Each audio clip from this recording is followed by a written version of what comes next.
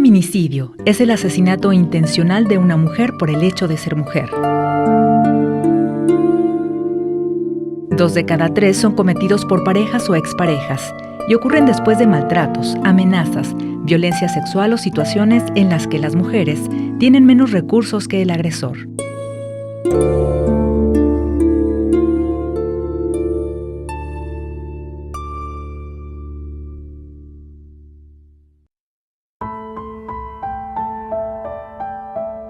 Muchos de los feminicidios son cometidos por las parejas o exparejas de las víctimas en su propia casa y delante de sus hijos.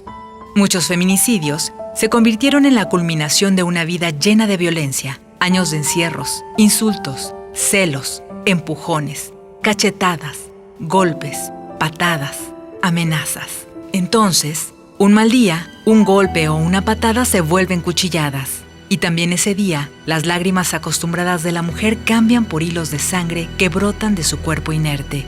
Este capítulo está dedicado a las víctimas colaterales de un feminicidio. La muerte violenta de una mujer es terrible, sí, pero la pesadilla para los sobrevivientes más cercanos apenas comienza. Una madre muerta y un padre en la cárcel por haberla asesinado es una situación difícil de superar para los hijos. Muchas veces los abuelos o los tíos tienen que hacerse cargo de los niños sin tener recursos suficientes. Y por su parte, el Estado se desentiende de la verdadera responsabilidad que tiene, no solo por no haber sido capaz de proteger a la mujer, sino por carecer de herramientas para apoyar a los deudos. Hoy se describirán 3 feminicidios cuyo común denominador es que son hombres con los que ellas decidieron formar una familia, que no solo vivían con ellos, sino que tuvieron hijos con ellos. En los 3 casos, los agresores asesinaron a sus víctimas delante de sus hijos, y los familiares de ellas tuvieron que hacerse cargo de los niños después de la tragedia. Especialistas en el comportamiento social están seguros de que una manera para contrarrestar la violencia machista es que los hombres volteen hacia la crianza y el cuidado de sus hijos y que, en la medida que esto sea más frecuente, habrá menos maltrato de hombres hacia mujeres y, por ende, menos feminicidios. Porque quien acompaña a un ser desde su nacimiento y durante sus primeros años de vida, quien lo cuida, lo protege y lo ayuda a crecer, se sensibiliza a esa parte del ser humano que había sido atribuida solo a las mujeres. Un hombre apegado a sus hijos difícilmente les hará daño, ni a ellos ni a su madre. En 2020, los padres de familia pasan 7 veces más tiempo con sus hijos que en 1970. Un buen padre era el que llevaba el pan a casa sin importar qué tanto se perdía del crecimiento de sus hijos.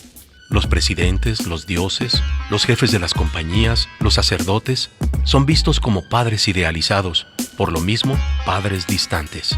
Señores que dan órdenes a cambio de sustento o protección. Cuando un ser humano cuida el cuerpo de otro ser humano, como lo hacen los adultos con los hijos y las hijas desde su nacimiento, sucede que el bienestar de ese pequeño cuerpo es tan importante como el propio. 137 mujeres en el mundo son asesinadas al día por un familiar. La mayoría de las veces, el delito es cometido por su pareja sentimental y delante de sus hijos. Cuando la madre se va a la tumba y el padre a la cárcel, los hijos caen al vacío y los familiares que tienen que hacerse cargo de ellos quedan en el desamparo. Cuando ocurría un feminicidio, nadie volteaba a ver a las víctimas colaterales, que normalmente son los hijos, los padres y los hermanos de la mujer asesinada.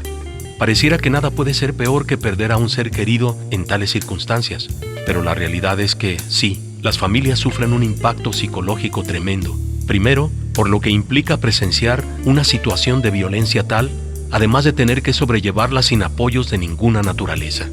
Después del crimen, lo más común es que tanto los agentes del Ministerio Público como los policías se enfoquen, en el mejor de los casos, en las investigaciones del homicidio. El Estado no se preocupa de dónde y bajo qué condiciones quedan los hijos, que muchas veces van a la casa de los abuelos de edades avanzadas, con poca energía para criar y educar a niños tan pequeños y con recursos limitados. Abuelos que, además de sufrir el duelo de la pérdida en condiciones imposibles de imaginar, muchas veces sufren persecución, amenazas o miedo por parte de la familia del feminicida o incluso del mismo asesino, que muy frecuentemente queda libre. A continuación, la recreación de un feminicidio basada en la historia de una mujer asesinada a golpes por su concubino y el hermano de este en 2004. Siempre fuimos pobres, pero no tan tristes. En casa de mi mamá teníamos lavadora, teníamos estufa y piso encima de la tierra.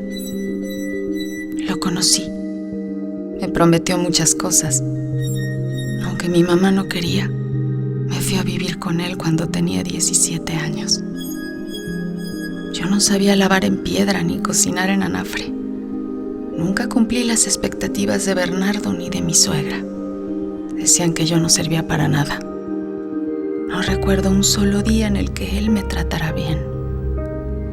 Yo le decía que si tanto me odiaba, ¿para qué quería que estuviera ahí? Si no me gritaba, me golpeaba. Era bien borracho. Su mamá lo defendía y me culpaba a mí de todo. Pensé que mi peor error había sido tener a mis 3 hijos con él.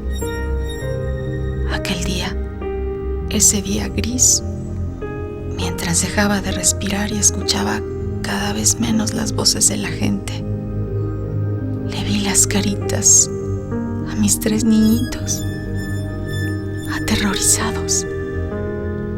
Miraban a su padre y se les salían las lágrimas. Estaban tiesos, no se movían. Ese día, en esos últimos instantes, comprobé que el peor error había sido tener a mis 3 hijos con él. Me humilló, me golpeó hasta que se cansó. Le pidió a su hermano que lo ayudara con mi cuerpo moribundo. Vio que ya no respiraba y me amarró una cuerda al cuello para fingir mi suicidio. Mis hijitos ahí, y yo nunca más pude hacer nada. Siempre quise irme, pero no así. Las víctimas colaterales de un feminicidio sufren un abandono del Estado. Es urgente que las instituciones asuman que tienen una responsabilidad total con estas personas. Primero, no fueron capaces de proteger a la mujer de un crimen de esta naturaleza. Y si después del feminicidio no se hacen cargo de los más afectados, que son los hijos y los familiares que cuidarán de ellos, entonces, ¿cómo podemos esperar que la solución integral ante la violencia de género surja de las mismas instancias incapaces de lo más básico? Que las instituciones asuman su papel significa que trabajen en la creación o en la modificación de leyes que protejan primero a las mujeres y después a sus familias. El Estado tiene que ocuparse de los hijos de un feminicida y su madre asesinada, velar para que ellos estén bien y que no vuelvan a vivir esa violencia que privó de la vida a su mamá. Para esto hay que garantizarles servicios de salud, educación, terapia psicológica y trabajar porque las penalidades que se les imponen a los feminicidas impidan que cuando salgan de la cárcel, estos puedan regresar a cuidar a sus hijos, a continuar con el ciclo de violencia.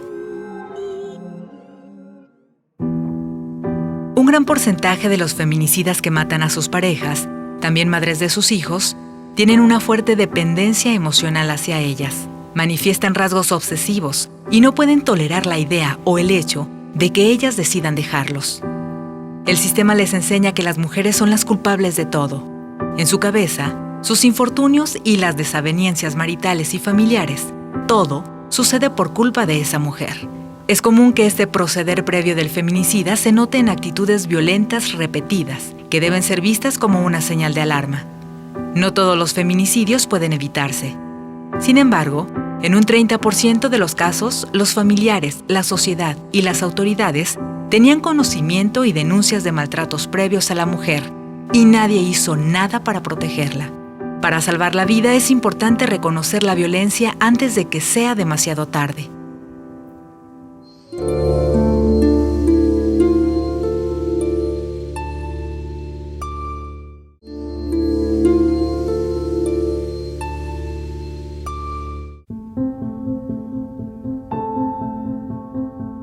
Asumir cómo ha sido a lo largo de la historia que la crianza de los hijos y los cuidados a la familia son tareas exclusivas de las mujeres, también es asumir que los hijos son solo una extensión de la mujer y que el hombre puede disponer de ellos para lastimarla a ella. Hay todo un sistema y una estructura que promueve, permite y genera violencia contra las mujeres.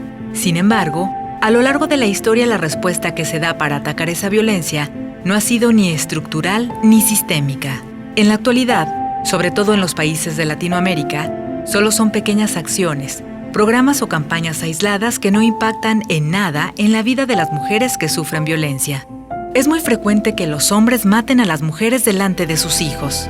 Y no solo eso, sino que además son capaces de amenazarlos con matarlos a ellos si dicen o hacen algo. En América Latina, los sistemas penitenciarios procuran la reinserción social, que se queda solo en el nombre porque en realidad no hay programas serios y objetivos que se apeguen de verdad a trabajar de manera integral con las violencias masculinas, ni contra las causas que los llevan a considerar que la vida de una mujer les pertenece. En algún momento de la historia, tan atrás como para no poder imaginarnos sin esa jerarquía, la capacidad de las mujeres de ser madres se convirtió en uno de los rasgos que más la vulneran. Pero si volteamos más atrás, descubriremos que durante miles de años, antes de que siquiera los seres humanos descubrieran la agricultura, la capacidad de concebir, dar a luz y criar a sus hijos era el motivo por el que a las mujeres se les reconocía con una fuerza más cercana a lo sobrenatural y divino. Las múltiples estatuillas dedicadas a la reproducción femenina, que por más de 12.000 años se representaron en diferentes zonas del mundo, dan muestra de esa idealización. Parece que pasamos de creer que la capacidad reproductiva de las mujeres era un rasgo divino a la idea de que las mujeres son débiles y necesitan protección, especialmente cuando están embarazadas o con un bebé en brazos. Lo que sí es medible y está más allá de la percepción se encuentra en el hecho de que muchas mujeres se descubren doblemente violentadas una vez que traen al mundo al hijo de la persona que les agrede.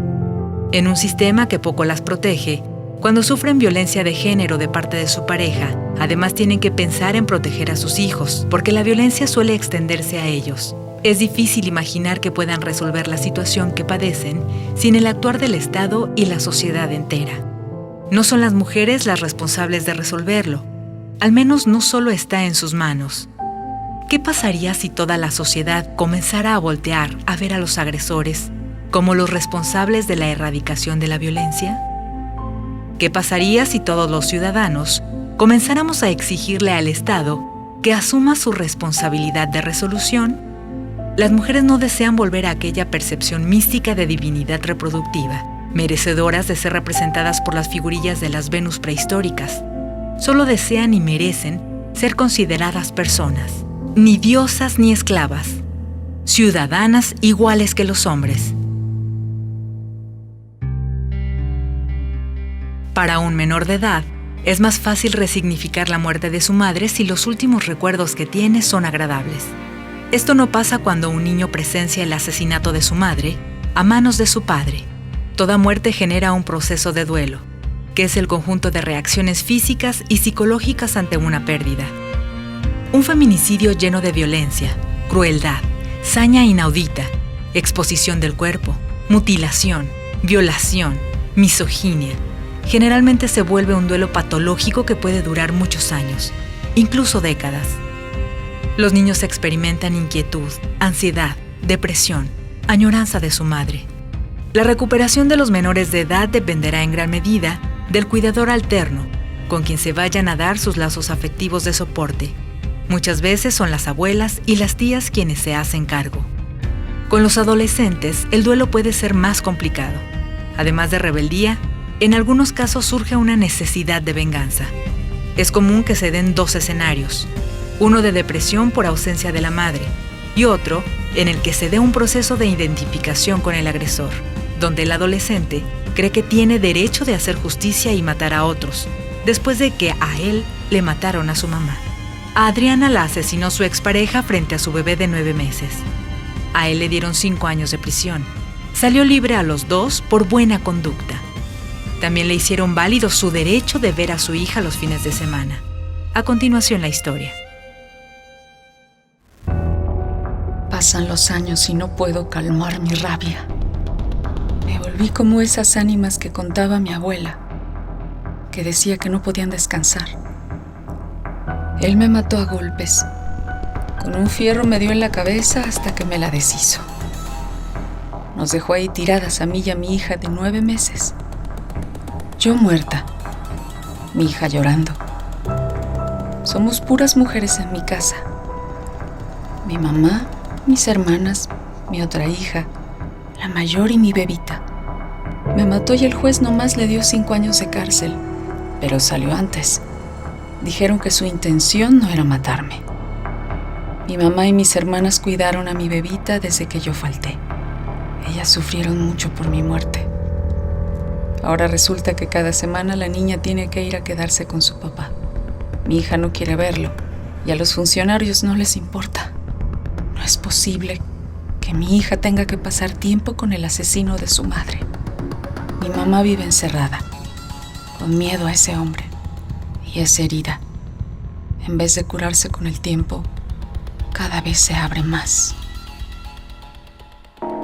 El sistema patriarcal permite y facilita que después de un feminicidio sean las mujeres que rodeaban a la víctima las que paguen las consecuencias, además sin ningún tipo de apoyo.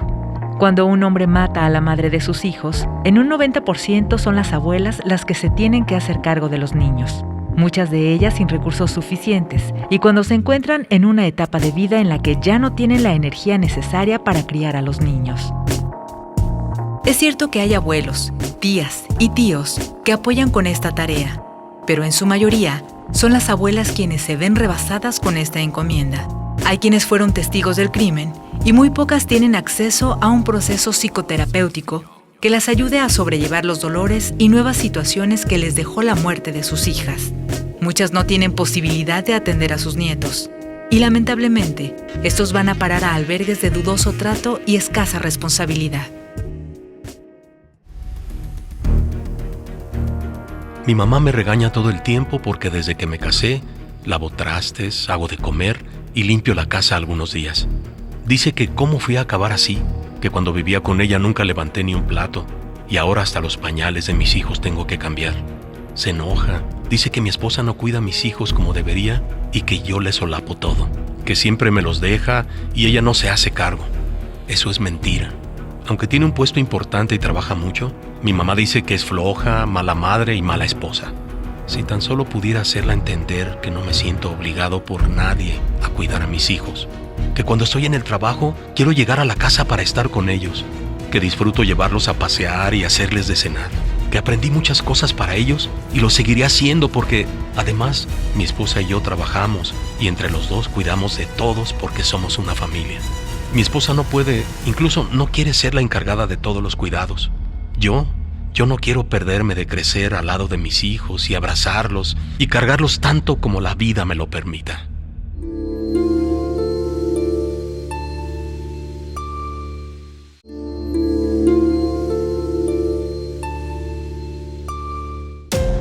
Me siento enfermo, muy enfermo. Cada vez me pasa más seguido. Cuando algo me duele, me afecta o me molesta, es como si mi cuerpo se quemara. El ardor sube rápido de los pies a la cabeza. Y es ahí cuando hay que hacer algo para sacar ese dolor. Creo que mi papá me lo heredó. Es muy difícil lidiar con esa sensación. Sientes que tienes que sacarla de tu ser a como de lugar, gritando, manoteando, golpeando. Yo pensé que así éramos todos. La verdad es que no. No quiero vivir obsesionado con mi esposa. Me da miedo perderla. Pánico. Necesito que me quiera, aunque me tenga miedo. Es tan fuerte mi temor que preferiría verla muerta a saber que ya no quiere estar conmigo. Hace poco intentó irse. Me dijo que ya no quería estar conmigo. En ese momento pasó la quemazón de pies a cabeza. Me enfurecí, me abalancé hacia ella y comencé a ver negro. Las imágenes volvieron a mí con un poco de alivio. Me di cuenta de que la había golpeado terriblemente en la cara. Había sangre. Me sentí miserable. Llegó la policía y me llevaron. Tengo poco en terapia psicológica y ahora me doy cuenta de muchas cosas. Que los hombres no nacemos violentos. Que la sociedad nos pide esto y luego nos lo recrimina. Hoy sé que tengo que ser crítico conmigo y con esas enseñanzas. Empecé reflexionando y sé que voy a cambiar. No es una regla que todo niño que crece entre violencia vaya a ser violento, pero sí hay muchos casos en los que se da el proceso de identificación, sobre todo encaminado hacia la venganza. Los huérfanos de un feminicidio necesitan mayor apoyo y atención. Las recomendaciones son hacer una evaluación psicológica para medir el riesgo suicida u homicida, ver si el menor, el adulto o el adolescente están teniendo una situación de ira incontrolable. Es necesario que, en cualquier caso, los sobrevivientes de un feminicidio sean tratados con terapia psicológica, de manera individual y en grupo, con la familia y los allegados a la mujer asesinada. Los cuidadores de los menores deben vigilar de cerca cómo están, cómo es su sueño, si tienen amigos o se muestran huraños y, muy importante, si alguno comienza a tener actos de crueldad o de saña inaudita, específicamente con los animales. También hay que estar al pendiente del consumo de sustancias, ya que esta práctica a temprana edad puede indicar que el menor está sufriendo y se refugia en las drogas o el alcohol para conseguir una tranquilidad momentánea ante el dolor que está sintiendo. A continuación, el caso de Betsabé, una mujer que fue asesinada frente a sus 5 hijos. Él huyó y se hizo de otra familia.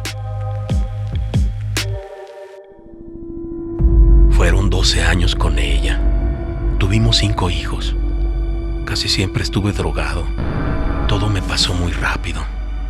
Yo sí quería tener mujer, pero pues no así, no nomás una.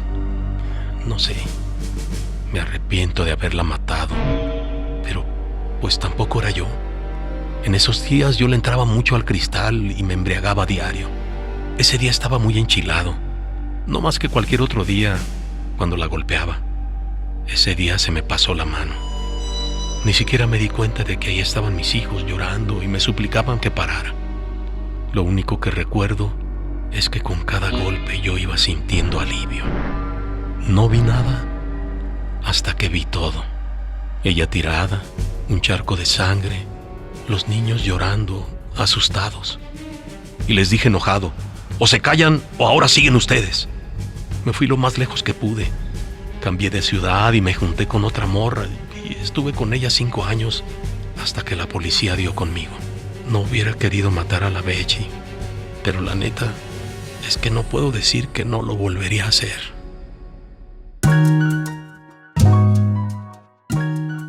Antes de un feminicidio, el odio puede estar generalizado. No solo existe la misoginia, pueden existir antecedentes de violencia intrafamiliar donde la persona agresora piensa que los hijos están de parte de ella. Hay muchos casos en que los hijos se ponen en medio de la madre y el padre cuando éste la está golpeando y ellos acaban agredidos por el padre. Cuando los afectados son pequeños, puede existir subordinación y miedo, pero conforme van creciendo, va aumentando en ellos el rencor, que no solamente se da hacia el ejecutante de la violencia, a veces también se da hacia la propia mujer muerta por no haber tomado la decisión de abandonar al agresor. Lo anterior, lo único que genera es un círculo de violencia dentro y fuera de la familia, violencia que no se rompe con el paso del tiempo. Es fundamental en nuestra sociedad que primero el gobierno y las instituciones reconozcan que fallaron en la protección de una mujer que fue asesinada por su pareja y que entonces asuman la responsabilidad que tienen de velar por los deudos, de forma psicológica, física y material. También es importante que a nivel social, todas las personas demos una vuelta al timón en cuanto a la concepción que tenemos de los derechos que tienen los hijos, las mujeres, los adultos mayores y en general cada miembro de la familia. Una organización más horizontal es posible. Trasladar los valores de la democracia a la estructura familiar podría ser una buena experiencia. Por ejemplo, que en las decisiones que puedan tomarse en consenso, se involucre a todos los miembros de la familia y se someta a votación. Podría aligerar la carga de quien se asume responsable y enriquece la experiencia de igualdad entre el resto de los miembros de la familia. Pensar que siempre ha sido así la organización que conocemos y por lo tanto el sistema en el que vivimos es inamovible es uno de los motivos por los que los cambios sociales se retrasan. La continuidad del mundo tal y como lo conocemos no siempre es lo más conveniente. Por ejemplo, la organización en el interior de las familias se ha venido modificando, se busque o no un cambio social. A veces los hombres y mujeres con hijos se ven obligados a repartir de maneras diferentes el cuidado y la responsabilidad de los pequeños. bien sea por la necesidad de que ambos salgan a trabajar o por la flexibilidad ante los roles de género tradicionales. El tiempo ha demostrado que la estructura familiar no solo es flexible y diversa, sino que de hecho, para el bienestar de todos sus miembros, la familia requiere por naturaleza la flexibilidad para cambiar.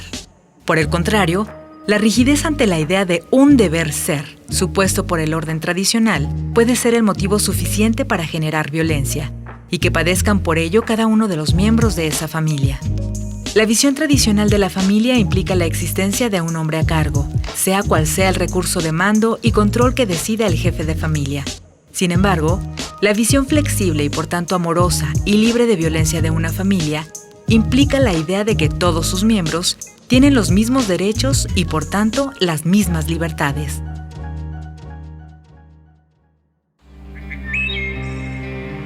No es justo haber dejado a mis pequeños.